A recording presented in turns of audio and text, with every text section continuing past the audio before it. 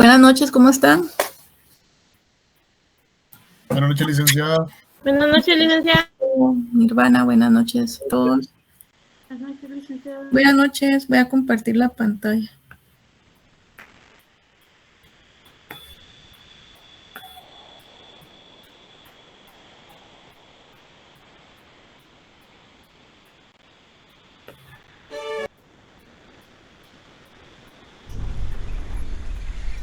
En la clase anterior empezamos con el análisis o el planteamiento de un modelo para el mercado de trabajo, ya habiendo considerado cómo se determina la demanda y la oferta de trabajo, pero en este modelo me interesa que veamos otros elementos que les van a ayudar más adelante. Voy a iniciar el modelo porque me gusta tener la secuencia, puede ser que ya se hayan olvidado algunas cosas, entonces mejor vamos a recapitular y a iniciar nuevamente con el modelo, el planteamiento. Entonces aquí en este modelo asumíamos que el producto real se relaciona directamente con el insumo trabajo. Decíamos que el stock de capital K no varía en el corto plazo. Ya decíamos por qué, que se basa en las decisiones de las empresas, entonces no va a variar en el corto plazo. De esa cuenta obteníamos una función de producción que se basa únicamente en el factor trabajo. Luego hablábamos de la forma de la función de producción, recordando que tiene una forma cóncava, y a eso se debe que decíamos que la primera derivada era positiva o negativa. Positiva. Era positiva, y la segunda.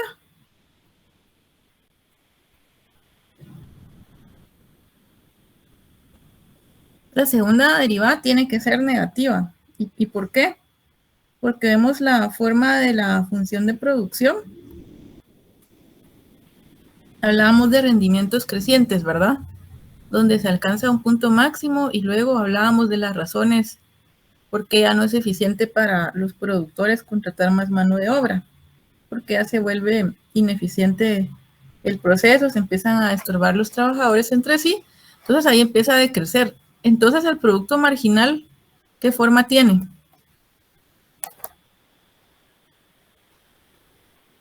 Cóncava. Ajá, y entonces decimos que es positivo y decreciente. Y decreciente. Ajá. Entonces es positivo y decreciente.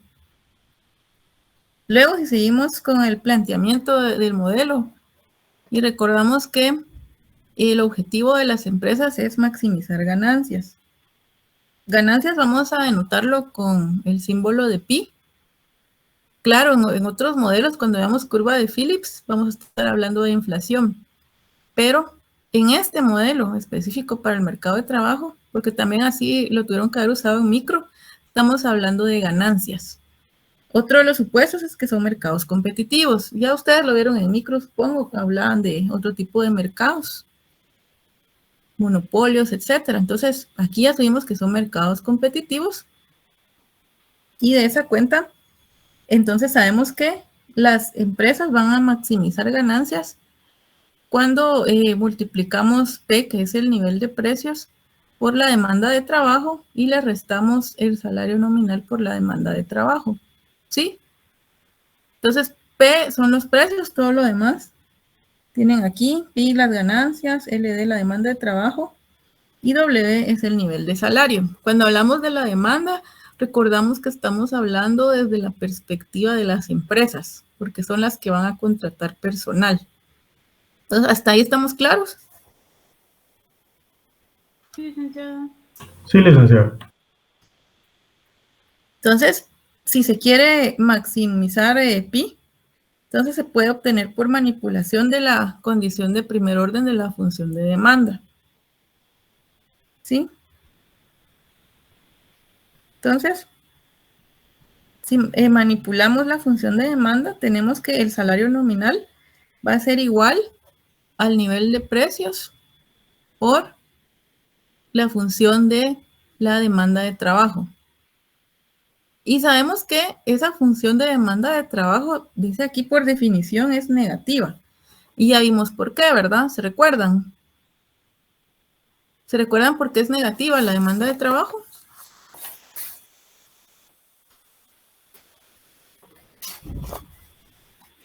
¿Qué Sí, pasa? licenciada, por la concavidad. Bueno, en cuanto al salario, cuando estábamos derivando la curva de demanda de trabajo, veíamos esa relación. Sí, sí, Oscar. Sí, porque es decreciente. Pero esa es la función de producción. Era cuando hablamos de la demanda de trabajo. Esta de acá. Esta es la curva de demanda de trabajo. ¿Sí? Ah, sí, correcto, sí, la recta. Uh-huh. Entonces, porque aquí lo que apuntamos es hacia determinar tanto la demanda de trabajo como la oferta de trabajo. Claro, aquí considerábamos el comportamiento de la producción de las empresas. Entonces, ¿qué veíamos aquí? Veíamos que cuando aumentan los salarios reales, ¿qué pasa con la demanda de trabajo? Disminuye la demanda de trabajo porque esto va asociado a los costos de producción. Entonces, por definición, esta función es negativa. Es decir, que la relación entre la demanda de trabajo y el salario real es inversa, es negativa, por lo que les mostraba en la gráfica. Gráficamente se puede apreciar de mejor forma. Y aquí lo tenemos también. Entonces, aquí tenemos W en el eje vertical y distintos niveles que demandan de fuerza de trabajo las empresas. ¿Sí? Entonces, aquí también podemos ver que cómo influye el nivel de los precios en nuestras funciones que tenemos acá. Decimos que el salario nominal es igual a P por esa función de la demanda de trabajo. Partiendo de que P sub 1 es mayor que P sub 0, vemos cómo se mueve esa curva. ¿Sí? Eso es lo que vemos acá. Pero aquí lo que quería que vieran más que todo era la pendiente negativa, aunque ya se las mostré en la gráfica anterior. Pero esa es la relación inversa. A medida que los salarios aumentan, por ejemplo acá, LD sub 1, W sub 1, digamos que aumenta W sub 2, la demanda de trabajo se va a reducir a LD sub 2, ¿sí? Eso es lo que quería que vieran ahí, la pendiente negativa. Eso por el lado de la demanda. Ahora veamos el lado de la oferta de trabajo. ¿Quiénes dijimos que determinan la oferta de trabajo? Los hogares. Y resulta que los hogares disponen de una cantidad máxima de trabajo que la vamos a denotar como LT, pero en la realidad no necesariamente se ofrece hasta LT, sino que se va a ofrecer una cantidad LS, que es lo que veníamos trabajando, LS. Entonces, LS va a tomar valores entre 0 hasta LT, que es el valor máximo que pueden ofrecer de trabajo las familias. ¿Sí me entienden eso? Licenciada, yo sí me perdí un poco ahí. Es decir, de que la LT es la cantidad máxima de trabajo y la LS es lo que se puede aportar sin llegar al máximo, ¿verdad? Sí, aquí tenemos LT, que es la cantidad máxima de horas que pueden ofrecer las familias en cuanto a trabajo. Pero resulta que no necesariamente van a ofrecer esa cantidad, sino que van a ofrecer poco menos o más allá de eso, van a ofrecer ese nivel LS. ¿Y qué vemos acá? ¿Qué es esta distancia? Lo que no se dedica al trabajo, ¿se dedica a qué? Al ocio. Sí, al ocio, que es igual a L minúscula. ¿Sí? Entonces esta parte de acá es el ocio, es lo que no se dedica por completo al trabajo. La cantidad máxima es LT. ¿Sí lo vemos mejor ahí, Alejandro? Sí, licenciada. Gracias. ¿Sí? ¿Los demás? Sí, Erika. Gracias. Un ejemplo podría ser que mi jornada laboral es de 6 horas. Entonces eso podría ser LS. Y si yo decido hacer horas extras, y dedicar ese tiempo al trabajo en vez de al ocio, ya sería LT. Exacto, sí, es un excelente ejemplo. Ajá. Erika decide que mejor va a trabajar 2 horas más en lugar de ir al cine o algo así, que es el ocio, ¿verdad? Entonces, algo así, es así. Esas 8 horas que ella pone de ejemplo serían su LT, y en una jornada ordinaria ella ofrece LS, que son 6 horas. Eso sería. Solo que aquí es muy buen ejemplo. Aquí lo vemos claro para toda la economía, ¿verdad? Es más complejo. Entonces, pero sí, me parece muy bueno el ejemplo. Sí, ahora comprenden mejor. Sí, Alejandro, sí. Bueno, entonces regresamos al ocio. El ocio entonces va a ser esa distancia, la diferencia entre LT, esa cantidad máxima que se puede ofrecer de trabajo, y la que en efecto se ofrece.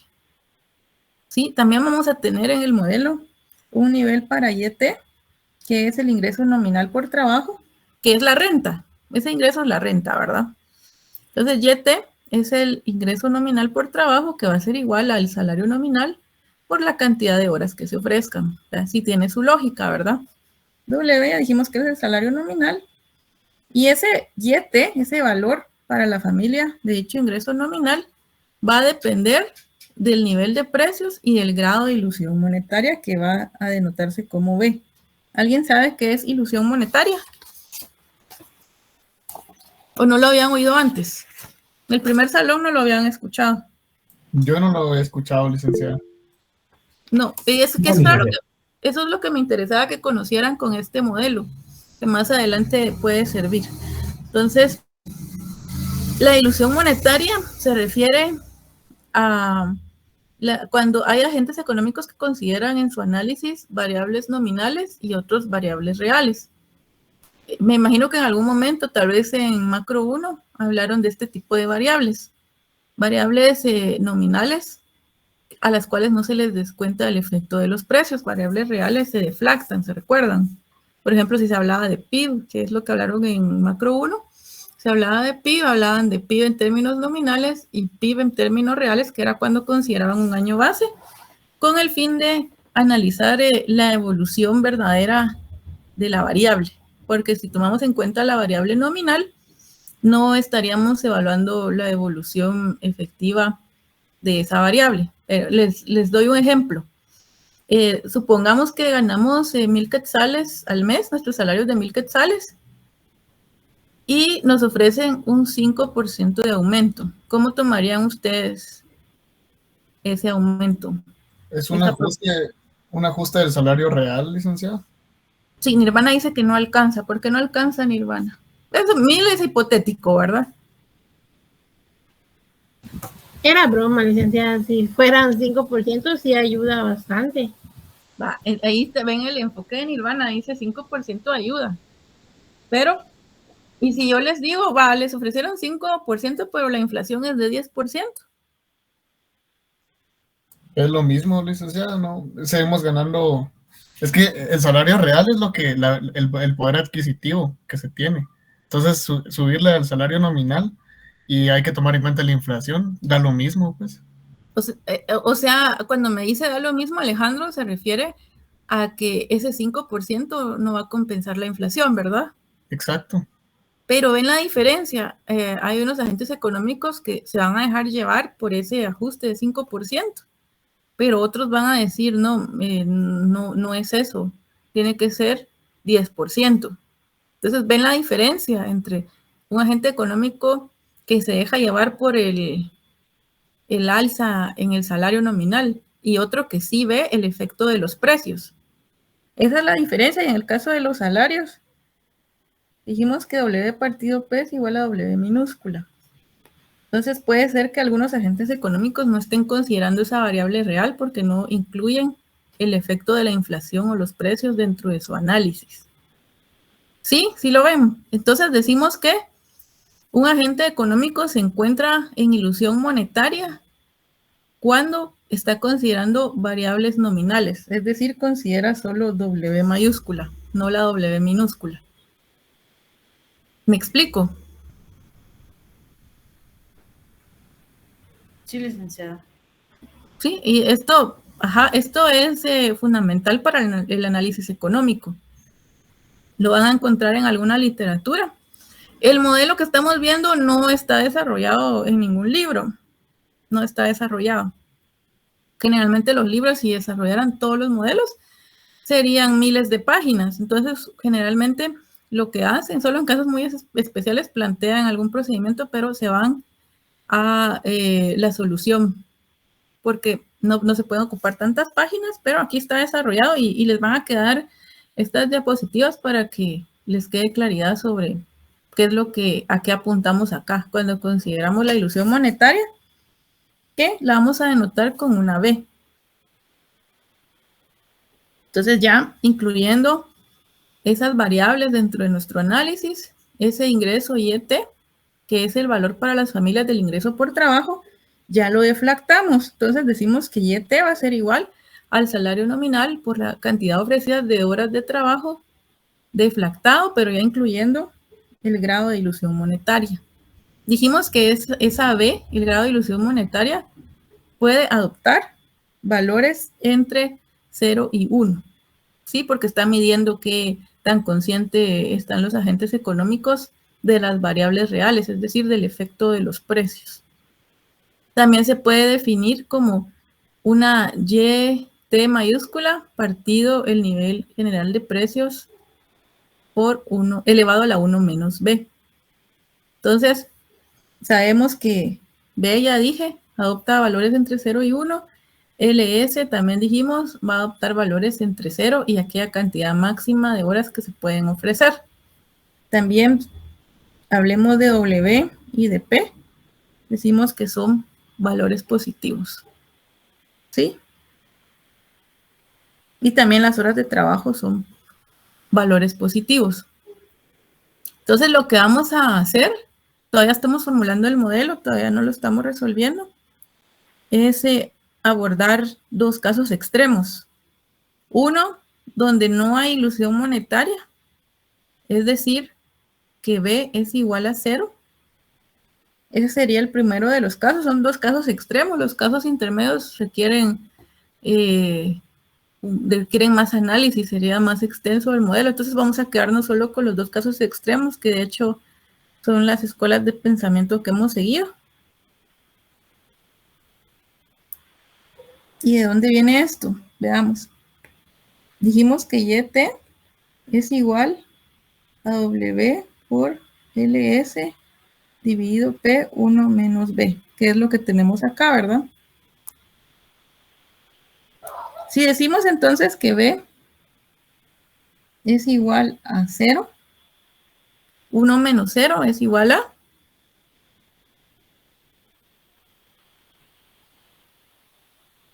1 menos 0. Es igual a 1, ¿verdad? Entonces, por eso ya no tenemos el exponente en la expresión de abajo. Se va esto.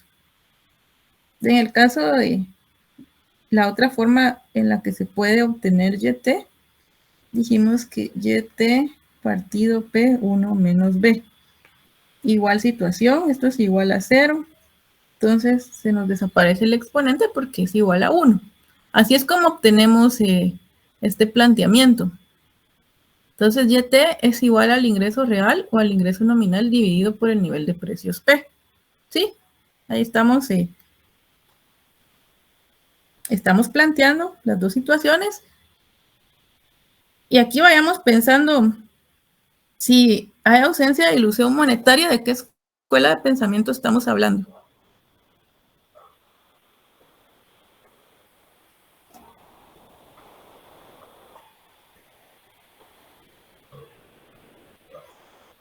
La neoclásica, licenciada, debería de ser.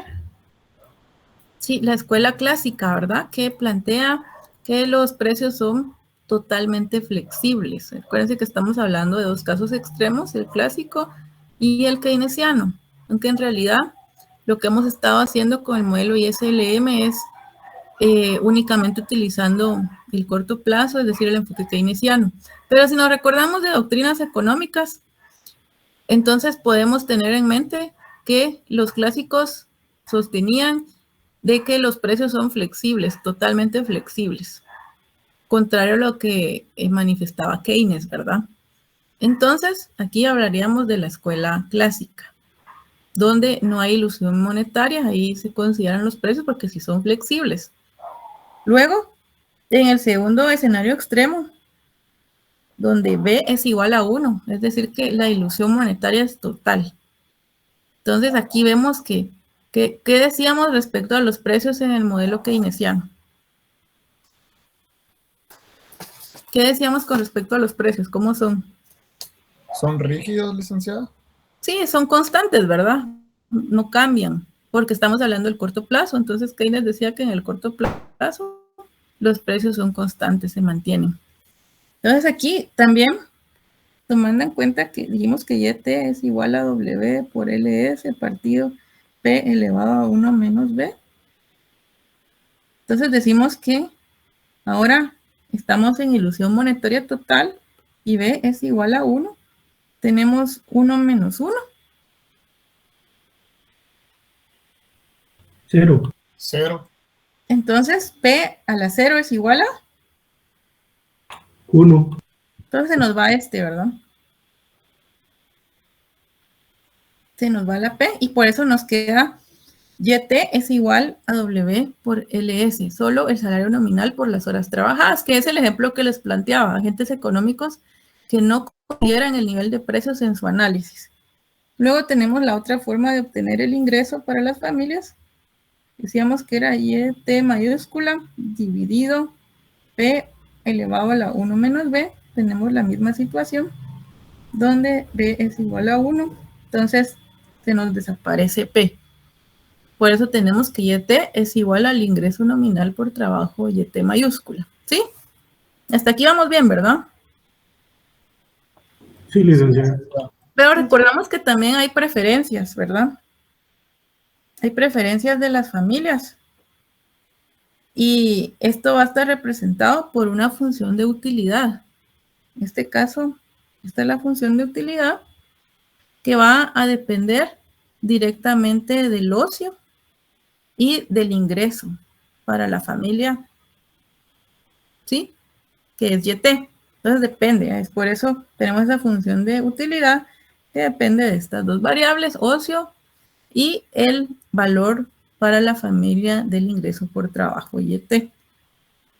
Entonces, esa satisfacción de preferencias, dado el salario nominal, el nivel de precios P y el grado de ilusión monetaria B, tiene que maximizarse. Hablábamos de maximización para los hogares, como los niveles de YT y L son funciones de la oferta de trabajo LS. Entonces aquí, ¿cuál será el problema para las familias? Elegir qué cantidad de trabajo ofrecer. Entonces lo que buscamos es maximizar esa función de utilidad.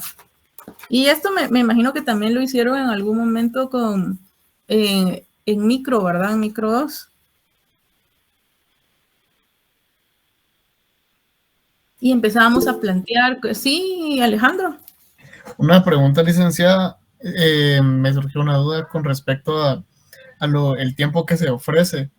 Digamos que en este caso se supone que el trabajador va a laborar, digamos, por hora, o como así como en el caso del país aquí, le dan a uno la jornada laboral, pues no es como que podamos ofrecer un cierto tiempo de trabajo, ¿verdad? O no sé cómo es que se tomaría en cuenta aquí. Ah, bueno, usted dice que en realidad no puede elegir qué jornada tener. Ajá, por así decirlo. Como que, solo quiero trabajar 5 horas o 3 horas, por así decirlo. Hay trabajos que sí lo permiten, no todos. Entonces, algunos trabajos sí puede decir usted si trabaja, que en un call center creo que tienen horarios, por ejemplo, hay turnos, puede elegir un turno. Ajá. Incluso hay quienes pueden elegir 2 trabajos, es decir, trabajar más horas.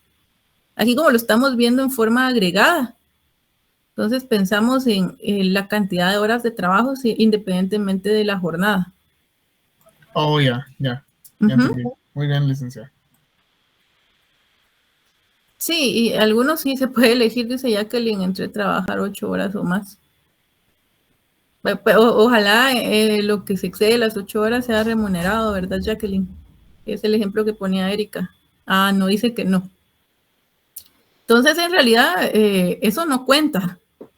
No cuenta como que están ofreciendo más horas de trabajo porque no son remuneradas. Ahí sí no.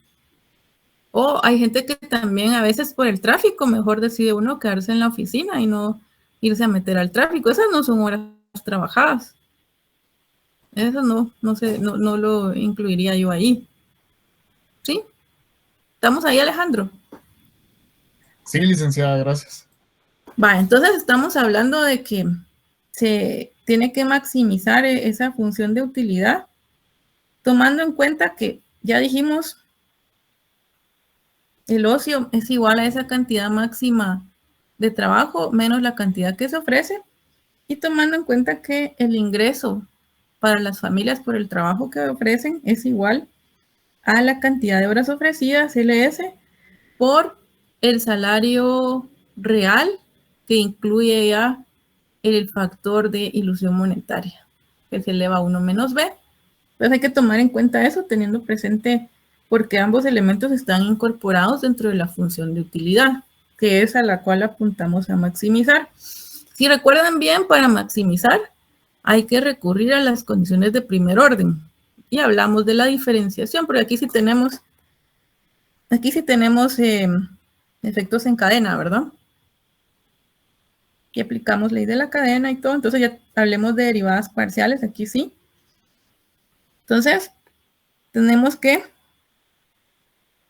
para maximizar, diferenciamos la utilidad con respecto a LS, porque lo que estamos buscando es ese nivel LS óptimo, ¿verdad? Donde se maximice la satisfacción de los hogares, dada la restricción que enfrenten. Entonces, aquí yendo de una forma sencilla, eso sería igual a la primera derivada parcial de la utilidad con respecto a YT por la derivada parcial de YT con respecto a la cantidad de horas ofrecidas, más la derivada parcial de U con respecto a L por la derivada de L con respecto a LS. Esa porque toda la información que tenemos aquí arriba. ¿Sí, Alejandro? Licenciada, solo que no sé si solo estoy yo, pero no puedo ver lo que está escribiendo, o como está muy lejos la pantalla. Es que no estaba escribiendo. Ah, pensé que sí. No, es que reduje la pantalla para que se viera de dónde sale esto. Ah, ya. Ya escribí, pero no estaba escribiendo, solo estaba explicando de dónde, por qué teníamos esas derivadas parciales. O sea, es un planteamiento, ¿verdad? Para poder maximizar. Entonces, esto sería igual a, vamos a ver, derivada parcial de la utilidad con respecto a YT. No tenemos información, entonces lo dejamos planteado. La segunda, derivada parcial de YT con respecto a LS. Ahí sí tenemos una derivada. Nos centramos acá. ¿Qué nos quedaría? Está fácil, ¿qué nos quedaría? Aquí solo queda W dividido P a la 1 menos B. Exacto, W dividido P elevado a 1 menos B, más derivada de la utilidad con respecto a L. Pues también se deja planteado. Luego, la derivada parcial de el ocio con respecto a LS. ¿Cómo nos queda esa? Ahí solo queda menos 1. Exacto, nos queda menos 1. Si los demás ven cómo fuimos operando. Entonces ahí recuérdense que igualábamos a 0 siempre en miras a obtener ese punto donde se maximiza la utilidad para los hogares. Entonces, transponiendo términos. Y aquí les dejé el procedimiento para aquellos que no lo hayan apuntado o por si no le entendieron a mi letra. Entonces, les decía que por eso prácticamente el modelo lo estoy dejando completo en las diapositivas para que lo puedan repasar. Entonces, si hacemos ahí unos despejes y todo, podemos obtener esto. obtenemos esa igualdad. ¿Qué tenemos del lado izquierdo? Del lado izquierdo tendríamos el valor para los hogares del salario nominal.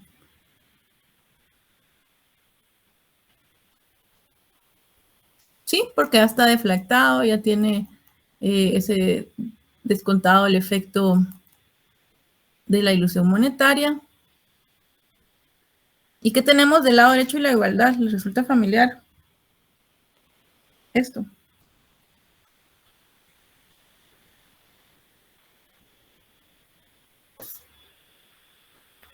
¿No les recuerda algo de micro? Al terror que le sentí a la derivada, licenciada, pero sí me recuerda algo. Pero en adición al miedo a las matemáticas, ¿qué más? Que esto lo tuvieron que haber visto en micro. ¿Se recuerdan de la tasa marginal? De sustitución. Técnica. Sí, vean, tasa marginal de sustitución. En este caso, de YT, porque es lo que estamos considerando por el ocio, por L, en el punto de equilibrio.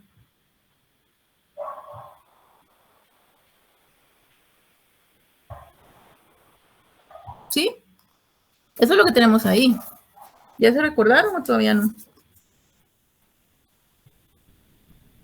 Sí, licenciado. Veámoslo de forma gráfica, porque estamos hablando de puntos de equilibrio. Aquí estamos hablando desde la perspectiva de los hogares. Entonces hablábamos de que, bueno, aquí empecemos por describir qué hay en los ejes. En el eje horizontal tenemos distintos niveles para el ocio. En el eje vertical, distintos niveles para el ingreso por trabajo YT. Tenemos también ahí un mapa de curvas de indiferencia. Dijimos que la curva de indiferencia más alta, más alejada del origen, produce un grado de satisfacción mayor. En este caso,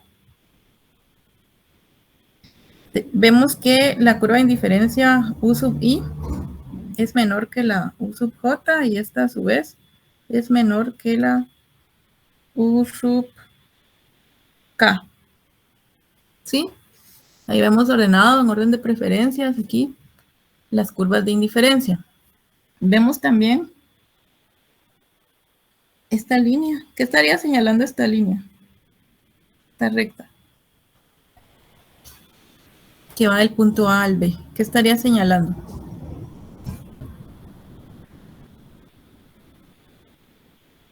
¿Cómo se llama esa recta? ¿Se recuerdan? Es la restricción de... La oferta de trabajo. No. No. Es la restricción al problema. Esta es la restricción presupuestal.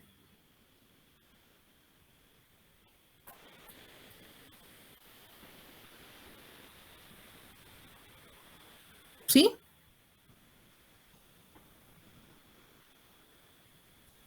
¿Sí lo ven ahí? Esto es dado el nivel de PW y el grado de ilusión monetaria, ¿verdad? Entonces aquí lo que vemos son distintas combinaciones de ocio e ingreso según la cantidad de horas que ofrecen los hogares. Eso es lo que vemos ahí en ese mapa. Entonces, ¿qué encontramos aquí? ¿Dónde se encuentra el punto de equilibrio? En la U sub J, licenciada. En ese punto E, ¿verdad? Ahí es donde se logra la maximización. Y donde se encuentra un nivel de ingreso por trabajo YT estrella, que es el nivel de equilibrio para YT, y el nivel L estrella para el nivel de ocio de equilibrio. ¿Sí? ¿Sí lo ven? Esto para verlo gráficamente. Licenciada, una pregunta. ¿Qué es lo que pasa cuando, digamos, que de ese punto de equilibrio se sube al U sub K? ¿Qué significaría? Digamos que se sube a... Ah, que cómo se alcanza un mayor punto. O digamos que si se supera esa línea de restricción, ¿qué es lo que está indicando? ¿O qué fenómeno estaría sucediendo? Ah, lo que pasa es que ahí tenemos una restricción presupuestal, o sea, no, eso condiciona el nivel que se alcance de satisfacción. O sea, no se puede ir más allá, porque hay una restricción en este caso. Ya. ¿Y esa restricción, quién es quién lo da? ¿La empresa o es el trabajador? Bueno, lo que pasa es de que es el obstáculo que enfrentan las familias. Hay un presupuesto, ¿verdad? Pero se llama restricción presupuestal. Entonces, esto condiciona ir más allá de ese punto. O sea, aquí lo que se busca es la tangencia entre la restricción presupuestaria y la curva de indiferencia más alta posible, porque tampoco un punto por debajo representaría un menor grado de satisfacción si fuera U sub I, ¿sí? Sí, muy bien. Ya voy entendiendo más. ¿Ya? Sí, licenciada, gracias. Bueno, entonces vemos esto. Y si pensamos entonces y recordamos que la tasa marginal de sustitución de YT por L, por el ocio, en los distintos equilibrios, es una función creciente de la oferta de trabajo. Entonces, llamémosle a esa función creciente, llamémosle H LS, ¿sí? Esa va a ser una función creciente tomando en cuenta los niveles para la tasa marginal de sustitución que obtuvimos acá, que decimos que sería la que se estaría observando en los distintos equilibrios en una función. Esta función vemos que sería creciente. En el eje horizontal tenemos las horas ofrecidas de trabajo, oferta de trabajo LS. Aquí está el nivel máximo que se puede ofrecer. En el eje vertical tenemos distintos niveles para el salario nominal. Tenemos por aquí también a qué es igual el salario nominal. Lo voy a reescribir por acá de otra forma.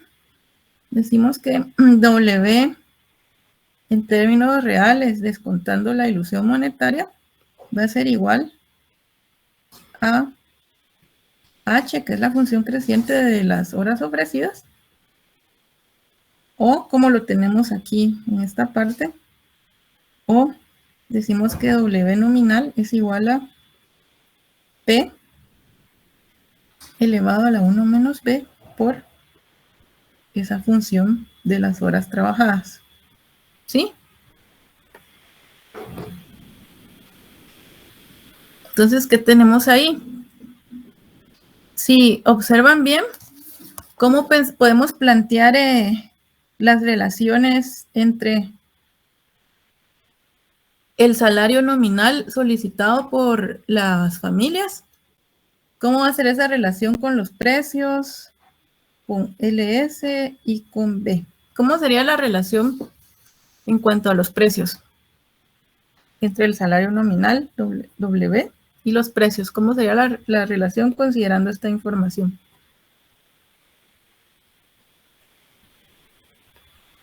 ¿Alguien lo ve?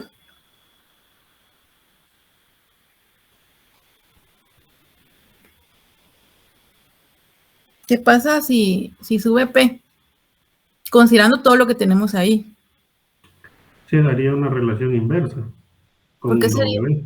¿Por qué sería inversa si tenemos... Perdón, es directa, porque sí es directa. Y cuando no entendamos esos efectos de qué pasa si sube, pónganle numeritos inmediatamente, así es más fácil comprender. Entonces, ¿cómo sería esa relación, Oscar? Entonces, al aumentar P, aumenta W. Es una relación directa, ¿verdad? ¿Sí? ¿Lo ven los demás? Eso tomando en cuenta toda la información disponible. Licta, una pregunta. ¿Esto lo podríamos, solo al ver la curva como tiene pendiente positiva, se puede asumir que tiene una relación directa, ¿verdad? No, ahí no tan fácil porque no es entre W y L y LS. Entre estas dos variables, W y LS, sí se puede ver fácil que es una relación directa. Ahí sí. pero P no está graficado ahí. Oh, sí, cierto. Ok. Pero igual, o sea, le ponen numeritos y ya se establece la relación. ¿Y qué pasa con B? El grado de ilusión monetaria. ¿Cómo es esa relación con el salario nominal? Con W.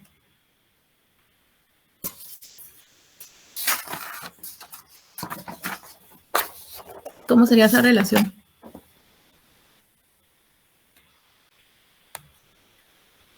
Dice, si hay como está en el exponente al aumentar B, P tiende a 1, entonces vendría a ser inversa. Exacto. La relación es inversa. Sí, sí ven la lógica que siguió Oscar. Sí, pónganle numeritos y van a ver que no, en realidad no es tan difícil. Los que tienen ya la práctica, ya practican más con la matemática, pues ya lo ven, solo lo ven y ellos saben, pero si no tienen esa fortaleza, entonces yo les recomiendo pónganle números. Así no van a entrar en tanto conflicto. Sí, esto para analizar un poco cómo lo vemos gráficamente y para ir creando esa intuición y las relaciones entre las variables. Ahora recordemos que empecemos ya con el análisis, es decir, apuntando a la solución en los dos escenarios extremos, el caso clásico. ¿Cuál sería el caso clásico? ¿B es igual a qué? Aquí dijimos que era igual la ilusión monetaria para el caso clásico. 0. Sí, B es igual a 0. Es decir, este es el caso A, el que habíamos planteado anteriormente. Entonces aquí no hay ilusión monetaria, entonces ya estamos incluyendo dentro del análisis esa función creciente H que tenemos ahí. Entonces ahora la oferta de trabajo está determinada por el salario nominal, que va a ser igual al nivel de precios por esa función creciente de la oferta de trabajo. Y si derivamos parcialmente con respecto a P, ¿qué obtenemos? Ahí está, esa derivada es fácil. Y lo tenemos aquí, ¿verdad? Nos quedaría solo la función creciente de la oferta de trabajo, porque parte de aquí arriba. Y sabemos que P partido W es igual a 1 partido la función de H por LS, ¿verdad? ¿Sí? Entonces, podemos llegar acá. ¿Lo ven o no lo ven? Sí, licenciado. ¿Los demás? Y eso nos da como resultado un 1, ¿verdad? Oscar lo ve, ¿los demás lo ven?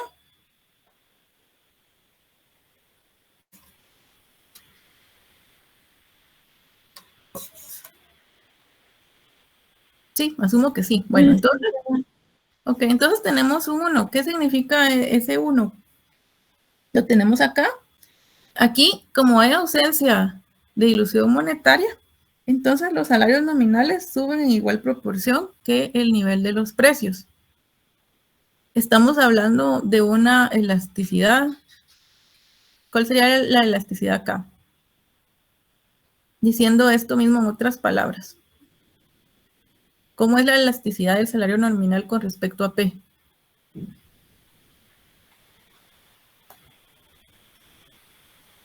En este caso serían elásticos. Sería igual a 1, ¿verdad? Entonces la elasticidad es igual a 1. En la elasticidad es unitaria. ¿Sí? ¿Sí se recuerdan? Sí, licenciado. Esto en el caso clásico, ya resolviendo, eso es lo que se concluye para el caso clásico. Se ve claramente al operar que bajo el contexto clásico los agentes económicos no están en una situación de ilusión monetaria, entonces consideran variables reales dentro de su análisis. En este caso estamos hablando del salario real, esa sería la variable real. Y ahora veamos el caso keynesiano. El caso keynesiano dijimos que B es igual a A 1. A 1. Es el caso B, ¿verdad? El que planteábamos anteriormente. Entonces aquí el caso es de ilusión monetaria total de la oferta de trabajo. Entonces tenemos acá que W es igual a P por H de LS o por esa, como sabemos que P a la 0 es 1, entonces nos queda así la función creciente de la oferta de trabajo. Y al derivar con respecto a P, ¿qué obtenemos? Es 0. Obtenemos 0, ¿verdad? Entonces podemos concluir en esta última operación, donde multiplicamos P partido W por la derivada parcial de W con respecto a P, que nos da igual a 0. Entonces aquí, ¿qué vemos aquí? Aquí las familias sí sufren de ilusión monetaria y total. Entonces no hay ni siquiera un grado de conciencia sobre lo que está pasando con los precios. Entonces ellos no van a incrementar sus salarios nominales en caso de un incremento en P. ¿De qué estamos hablando aquí? ¿De qué tipo de elasticidad de W con respecto a P? Licenciada, yo creo que esa sería una inelástica, perfectamente inelástica. ¿Cómo se llama cuando la elasticidad es igual a 0? ¿Qué sería este caso? Neutral. Sí, tenemos entonces una elasticidad nula. En el caso anterior teníamos una elasticidad unitaria. Aquí tenemos una elasticidad nula. ¿Sí? ¿Lo ven? Entonces, esta es la conclusión para el caso keynesiano, luego de todo el planteamiento que traíamos y el problema de maximización al que apuntábamos, ¿verdad? Ya vimos cuál es ese punto de tangencia. Entonces, en estos dos casos extremos, concluimos eso. Entonces, pensando en términos generales, decíamos o vemos que un aumento en el salario real va a aumentar la cantidad de trabajo ofrecida. Estamos hablando de oferta, ¿verdad? Estamos hablando desde la perspectiva de los hogares. Entonces, la decisión entre trabajar y dedicarse al ocio va a depender precisamente del nivel de salario real. Sí, un nivel de salario real más alto genera más incentivos para los trabajadores de ofrecer más horas de trabajo, porque en este sentido se vuelve más caro el ocio, ¿verdad? Y por eso decíamos que la curva de oferta de trabajo tiene una pendiente positiva, ya que la relación entre el salario real y la cantidad de trabajo ofrecida para las familias es positiva, es directa. Esto en general, pero también sabemos que no siempre es así. Hay situaciones especiales y particulares donde no se va a presentar esta situación que al aumentar el salario real va a aumentar la oferta de trabajo. Aquí, por el contrario, si aumenta el salario real, no aumenta la oferta de trabajo, incluso puede disminuir. Y esto principalmente debido a dos factores, o a dos efectos, mejor dicho. Y eso también creo que lo vieron en micro, lo tuvieron que haber visto. Hablamos del efecto ingreso y del efecto sustitución. ¿Cuál es el efecto ingreso en este caso?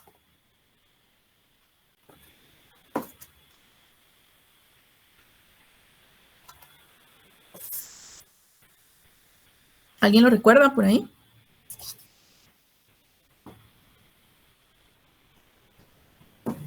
¿Alguna idea?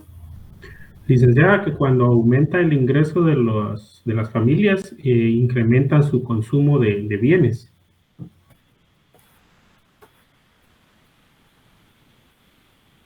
Sí, bueno, y si lo vemos aquí en el contexto de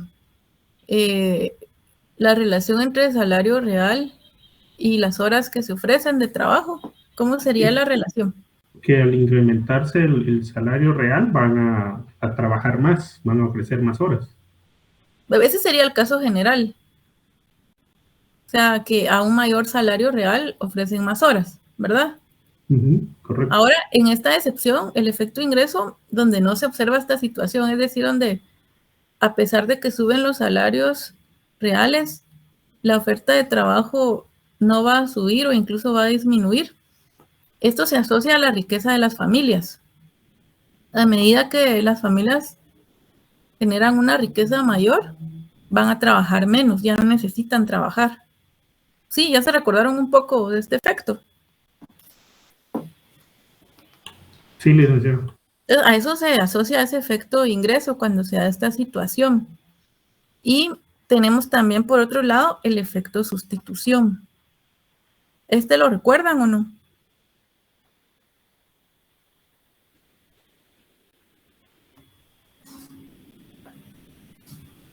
Para este caso sería que a pesar de que aumente el salario, prefieren descansar más a pesar de que tiene un mayor precio la hora de trabajo. Sí, es decir que aquí va asociado al ocio, ¿verdad? Entre esa decisión de trabajar más o dedicarlo al ocio. Porque, ¿qué pasa con el ocio? El ocio se vuelve más caro, ¿verdad? Entonces, eso es lo que se puede presentar en sí en casos especiales, pero en general, como les decía, hablamos de que a medida que aumenta el salario real, va a aumentar la cantidad de trabajo ofrecida porque genera incentivos para las familias. E incentivos en el sentido de que se va a obtener un mayor ingreso. Se va a aumentar ese billete del que hablábamos. Entonces, luego hablemos del equilibrio en el mercado de trabajo. Ya para ir finalizando con esta parte. Entonces, al igual que en todo mercado, son las fuerzas las que van a determinar ese punto E, ese nivel de equilibrio. Es decir, la oferta y la demanda de trabajo en este caso. Vemos ahí, como lo hemos venido manejando en el eje horizontal, distintos niveles para horas de trabajo, ya sea ofrecidas o demandadas. Y en el eje vertical, distintos niveles de W o salario. Entonces, vemos que ya hablamos de las pendientes y todo eso. En ese punto E es donde el salario de equilibrio es igual a W sub 0 y la cantidad de horas ofrecidas y demandadas es igual y es equivalente a L sub 0. ¿Qué pasa eso cuando nos encontramos en un punto de equilibrio? Pero ¿qué pasa si nos encontramos en este punto?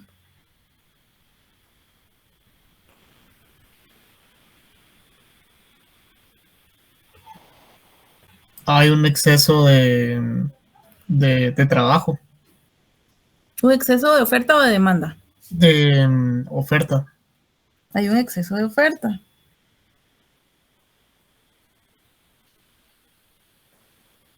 Eso es equivalente a un exceso de oferta de trabajo en la economía es equivalente a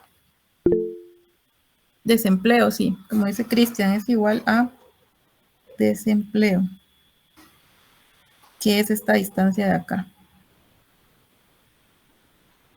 ¿Sí? ¿Lo ven? Entonces es como se pueden ir viendo los desequilibrios también en el mercado de trabajo.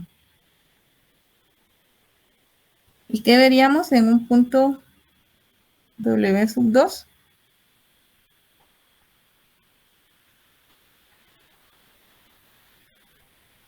Un exceso de demanda. Veríamos un exceso de demanda en ese sentido, ¿verdad? Estos son problemas que se están dando a nivel mundial. En los países avanzados como en Estados Unidos hablaban de que no logran encontrar personal. Hay ciertos tipos de trabajo donde no se encuentra gente. Por ejemplo, y son esos que no requieren mucha capacitación. O sea, es la mano de obra no tan calificada como los pilotos, etcétera. Entonces eso se está observando actualmente.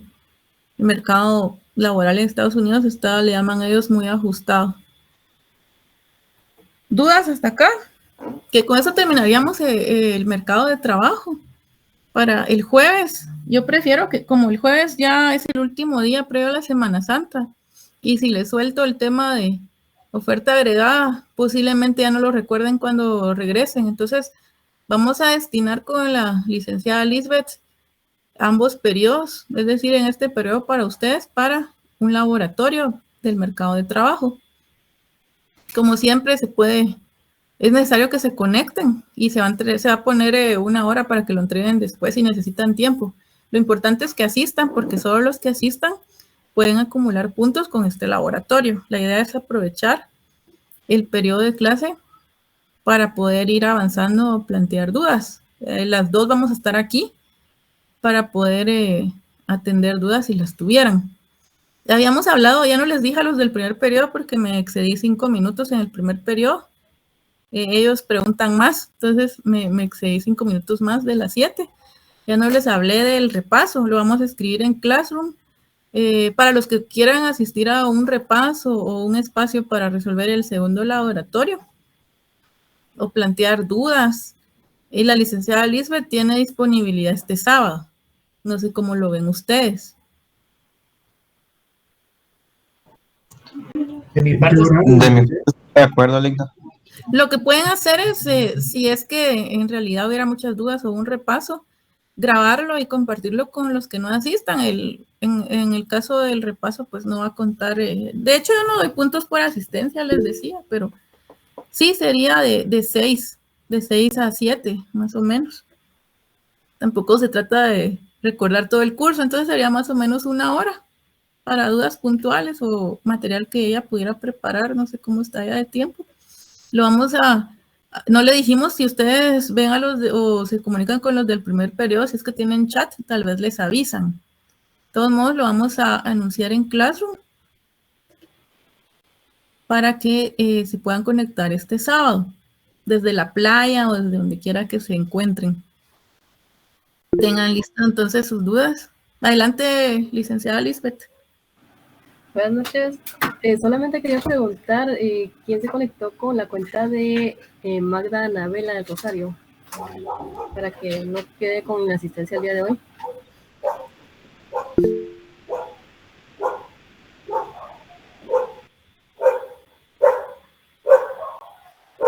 Está de oyente, dice. Sí, okay. a veces tenemos algunos oyentes, sí. Entonces, bueno, entonces si no hay dudas o comentarios, las diapositivas las subo más tarde. O sea, generalmente los subo el mismo día, tal vez alrededor de las 10 o 12 de la noche lo subo. Entonces ahí subo el material. De esto ya se prepararían con el laboratorio del jueves para el final, porque este tema del mercado de trabajo es para el final. Ya les había dicho que hicimos un corte anteriormente para no cargar mucho el segundo parcial, que me parecería demasiado contenido. Sí, Gary. Dicta una consulta al laboratorio del jueves, entonces va a ser sobre la dinámica de ajuste. Va a ser sobre el mercado de trabajo. Ah, ok, gracias. Es lo que acabamos de ver. El laboratorio 2 fue todavía parte del contenido del segundo parcial. Entonces, si no hubiera dudas, se podría resolver ahí el laboratorio 2 el sábado. ¿Sí? En cuanto ya les colgué también los lineamientos para el ensayo. Yo les sugiero hay algunos temas. Si alguien tiene un tema diferente, me puede consultar. Entonces, con mucho gusto evaluamos si procede, si se enmarca dentro del curso. O sea, no se limita a esos temas. Esas son propuestas. De hecho, son temas. El título ustedes lo eligen con miras a publicar algunos. Para los que les guste escribir, se puede publicar en la nueva revista de la facultad. Entonces, si alguien tiene un tema que quiere trabajar, lo podemos evaluar. Sí, Nirvana. Ligda, disculpe, ¿sería un link independiente o sería el de los viernes? Usemos el de los viernes. Ok, gracias. El del primer periodo, usemos el del primer periodo para no ocasionar confusión. Lo vamos a anotar en el Classroom más tarde. Cuando yo les cuelgue el material, ahí voy a aprovechar para hacer el anuncio en Classroom. Entonces nos vemos el jueves con el laboratorio para ir también repasando los temas que vamos viendo antes de empezar con el descanso de la Semana Santa. Gracias, Linda. Feliz noche. Feliz noche a todos. Gracias, buenas noches. Gracias.